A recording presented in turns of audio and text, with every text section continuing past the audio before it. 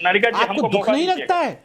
8 लोगों को जला के मार दिया गया। आप शॉर्ट सर्किट बोल रहे हैं। अधीर रंजन चौधरी साहब ने भी चिट्ठी लिख दी है राष्ट्रपति को और 355 आर्टिकल 355 के तहत उन्होंने सेक्शन 355 मांगा है। ये चिट्ठी आपके स्क्रीन पर है और कहा है कि आर्टिकल 355 में duty of the union to protect states against external aggression and internal disturbance, it shall be the duty of the central government to protect every state against external aggression and internal disturbance.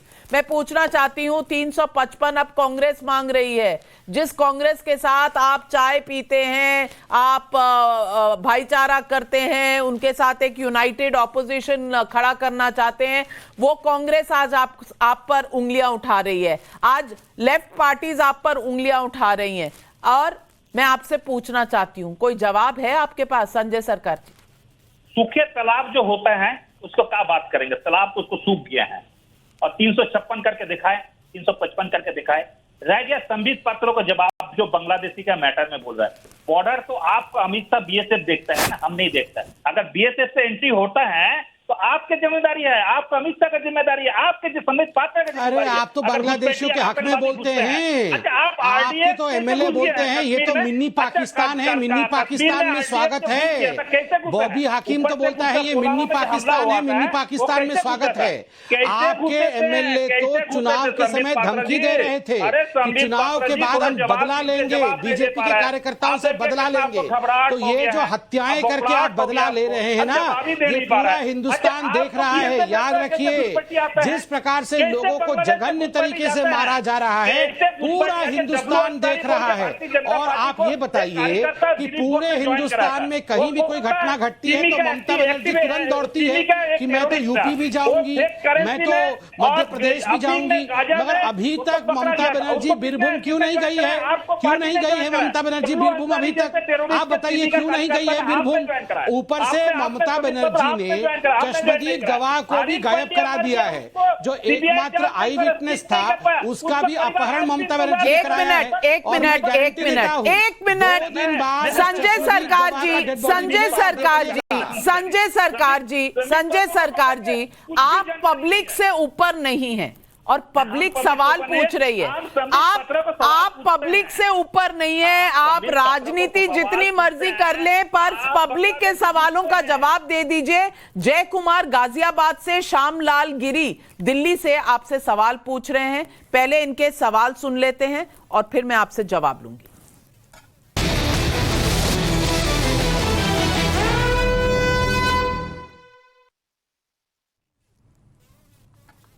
मैं अपना एक सवाल करना चाहता हूँ कि ममता बनर्जी अपने आप को इस तरीके से पेश करती हैं जैसे वो नरेंद्र मोदी की कंपटीटर हो, लेकिन कानून व्यवस्था की बात आती है तो वो चुप क्यों रहती हैं? मेरा यह सवाल है कि ममता बनर्जी लेफ्ट रूल में खुद हिंसा की पीड़ित थी, लेकिन अब उनके राज्य में ऐसा क्यों हो रहा है? क्या उन्हें अपना इतिहास याद नहीं आता या सत्ता के लिए वह सब कुछ भूल चुकी है? संजय सरकार जी, सीधा सवाल है पब्लिक का। अब बीच में मत काटिएगा। जब इलेक्शन चालू हुआ था बंगाल में तो मॉडल कोड ऑफ कॉन्डक्ट हो जाता, इलेक्शन कमीशन के अंडर में पढ़ते थे। उस समय में दिलीप घोष ने बयान दिया था, अगर कोई 2 महीने के बाद हम सत्ता में आ रहे हैं, तृणमूल का कोई कार्यकर्ता अगर बाहर निकलता है उसको गोली करके मारेंगे, पैर में झुलाएंगे, महिला कर्मी को बलात्कार करेंगे। ठीक है, द्रौपदी से हम आपको क्लिप भेज सकते हैं, अभी क्लिप भेज सकते हैं।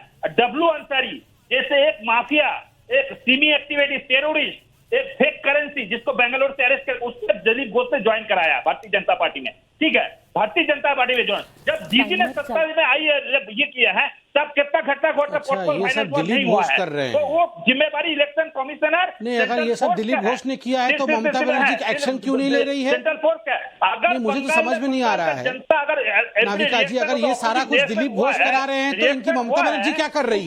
दिलीप घोष है, उल्टा चोर कोतवाल को डांटे। इनकी हिम्मत को देखिए, मतलब उल्टा चोर कोतवाल को डांटे। प्रतिरोध किया है उसको। ये तालिबानी फोर्स जो है नहीं। एक मिनट संजय सरकार जी,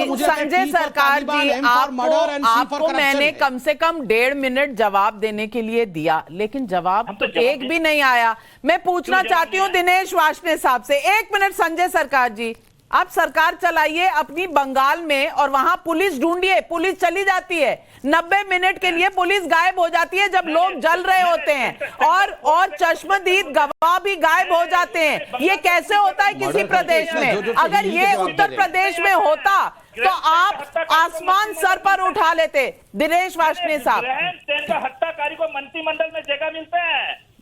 दिनेश वार्ष्णेय साहब, मैं आपसे पूछना चाहती हूँ कि 97% केसेस जो चुनाव के वक्त और चुनाव के बिल्कुल बाद हुए थे उसमें कोई कार्रवाई हुई नहीं। स्टैटिस्टिक्स आपके सामने मैंने रखे हैं, पूरे आंकड़े यहां पर अवेलेबल है, कितने लोगों पर कितने एफआईआर हुए, कितने अरेस्ट हुए, कितने बेल हुए, कितनों पर कार्रवाई हुई।